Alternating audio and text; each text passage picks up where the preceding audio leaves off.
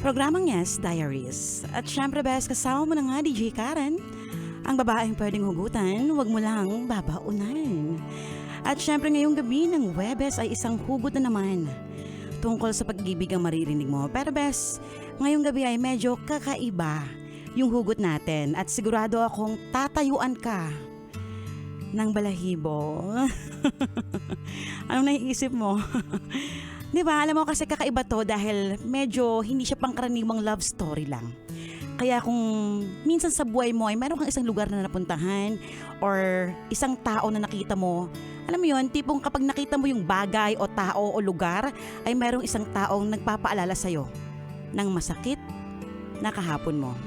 Bes, para sa'yo nga ang hugot natin, kaya kung relate ka, pwede mo ko hugutan sa number na 0956-906-7521 para marinig on air lahat ng hugot mo sa pag-ibig. Kasama mo na nga DJ Karen, only here on 101.1. Yes, the best.